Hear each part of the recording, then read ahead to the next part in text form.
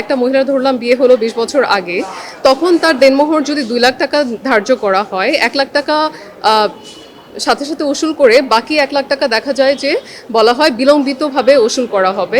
এই 20 বছর তার যে শ্রম দিল, সে যে সময়টা দিল, আবার একই সাথে আমাদের টাকার মূল্যায়নও কিন্তু 20 বছর আগের 1 লাখ টাকা আর 20 বছর পরের 1 লাখ টাকার মূল্য কিন্তু কোনোভাবেই সেম না। তো দেখা যায় যে দেনমোহরের যে actual স্পিরিটটা to provide financial security to the women in matrimony, এই স্পিরিটটা কিন্তু আপহেল্ড হচ্ছে না কোনোভাবে। এখানে নীতিমালাটা যেটা আমি বলেছি যে প্রম্পট ডাওয়ার যদি হয়ে যায়, প্রম্পট ডাওয়ার হচ্ছে যে আমরা উসুল বলতে যেটা বুঝি, উসুল তো সাথে সাথেই হয়ে গেল, এখানে আর অ্যাডজাস্টমেন্টের কোনো তাৎক্ষণিক পরিশোধ করে ফেললো, এখানে আর অ্যাডজাস্টমেন্টের কোনো বিষয় আসে না। কিন্তু সমস্যাটা হয় যখন ডেফার্ড ডাওয়ার, মানে বিলম্বিত ডাওয়ার, যেটা আইন অনুযায়ী হচ্ছে ডিভোর্সের পর প্রদেয় হয়, অথবা ওয়াইফ যদি এর আগে চেয়ে থাকে, ডিমান্ড করে থাকে, তখন এই নীতিমালাটা দুইটা কন্ডিশন এখানে। দেনমোহর হচ্ছে আমাদের দেশের আইন এবং ইসলাম ধর্ম অনুযায়ী প্রত্যেকটি স্ত্রীর তার বৈবাহিক একটি অধিকার। মুসলিম পারিবারিক আইন অনুযায়ী স্বামী তার স্ত্রীকে দেনমোহর দিতে বাধ্য। কিন্তু এখানে দেখা যায় যে আইনে বলা থাকা সত্ত্বেও, ধর্মতে থাকা সত্ত্বেও আমাদের বাস্তবে প্রেক্ষাপটটা কিন্তু ভিন্ন। There is a widespread social malpractice to evade payment of dower. মোজো বিরাট কারবার, জিতে নাও ফ্যামিলি কার, স্পোর্টস বাইক ছাড়াও লক্ষ লক্ষ নিশ্চিত গিফট। তো দেখা যায় ধরেন একজনের যদি বিয়ে হয়, একটা মহিলা ধরলাম বিয়ে হলো 20 বছর আগে, তখন তার দেনমোহর যদি 2 লাখ টাকা ধার্য করা হয়, 1 লাখ টাকা সাথে সাথে উসুল করে বাকি 1 লাখ টাকা দেখা যায় যে বলা হয় বিলম্বিতভাবে উসুল করা হবে। তো 20 বছর ধরে সে তার সংসার করলো, ছেলেমেয়ে বড় করলো, 20 বছর পর যখন ডিসিশন হয় যে তারা ডিভোর্স নেবে, এই 20 বছর পর 20 বছর আগে নির্ধারিত 1 লাখ টাকা দেনমোহর হিসাবে সেটেল করে এবং 3 মাস ইদ্যৎকালীন পেমেন্ট হিসেবে দিয়ে দেখা যায় যে বিষয়টা পুরোটাই সেটেলমেন্ট করে ফেলা হয়।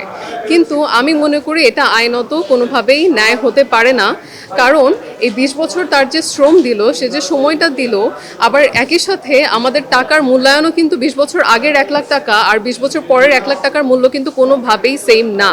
তো দেখা যায় যে দেনমোহরের যে actual স্পিরিটটা to provide financial security to the women in matrimony, এই স্পিরিটটা কিন্তু আপহেল্ড হচ্ছে না কোনোভাবে।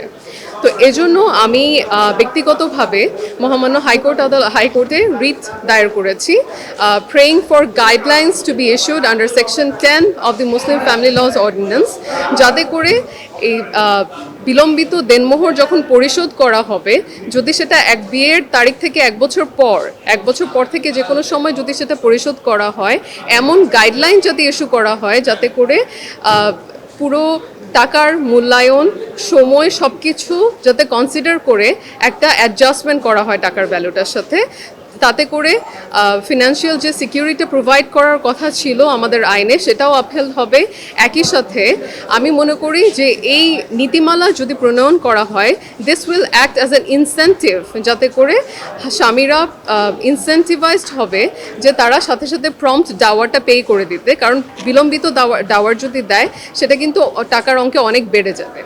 তো যদি প্রম্পট ডাওয়ার পে করে দেওয়া হয়, তাতে করে women's right in matrimony, rights and interest in matrimony, এটা আপহেল্ড হবে, সিকিউরড হবে। এবং একই সাথে আমাদের দেশে দেখা যায় যে অনেক মামলা কিন্তু রুজু হয়ে থাকে ডিভোর্সের পরবর্তী সময়ে দেনমোহরের টাকা রিকভারি করার জন্য। তো এই নীতিমালা যদি প্রণয়ন করা হয়, তাহলে আমি বিশ্বাস করি আমাদের দেশের এই মামলার সংখ্যাও অনেক কমে যাবে।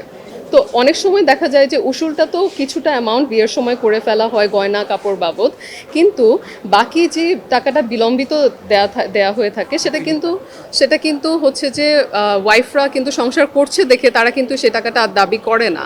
এই টাকাটার ইস্যু বেশিরভাগ সময় যখন রেজ হয় সেটা হচ্ছে আফটার ডিভোর্স। এই আফটার ডিভোর্স দেখা যায় যে প্রথম সুটটাই যেটা করা হয় রিকভারি অফ ডাওয়ার। তো এই নীতিমালাটা যদি প্রণয়ন করা সম্ভব হয়, তাহলে আমি মনে করি যে যেহেতু হাজব্যান্ডরা ইনসেন্টিভাইজড হবে to pay up prompt Dawr, তাহলে ডাওয়ার প্রম্পট পে করে ফেললে ডাওয়ারের তো আর বিলম্বিত থাকার কোনো প্রশ্ন আসে না। তাহলে মামলার জটটাও অনেক কমে যাবে, কারণ ডাওয়ার রিকভারির মামলার সংখ্যাও অনেক কমে যাবে। এখানে একটা ওয়াইডস্প্রেড একটা মিসকনসেপশন আছে যে স্ত্রী যদি তালাক দেয় অথবা স্ত্রী যদি কোনো কারণে চলে যায়, স্ত্রী যদি সংসার করতে অনিচ্ছুক হয়, তাহলে স্বামী দেনমোহর দিতে বাধ্য না। এটা কিন্তু আইন না। আমাদের আইন হচ্ছে দেনমোহর দিতে স্বামী সবসময় বাধ্য, বিয়ে যখন হলো, বিয়ের সময় অথবা বিয়ের পরে স্বামী দেনমোহরের টাকাটা স্ত্রীকে পরিশোধ করতে সে আইনত বাধ্য। এখন ডিভোর্স কী কারণে হলো, কে দিল, এটা এখানে মুখ্য বিষয় না। দেনমোহর হচ্ছে আমাদের আইন কর্তৃক প্রদত্ত একটি right, women's right in matrimony, যেটা এক্সারসাইজ হবে নো ম্যাটার হোয়াট, যে এখানে ম্যারেজটা ডিসলভ কে করলো।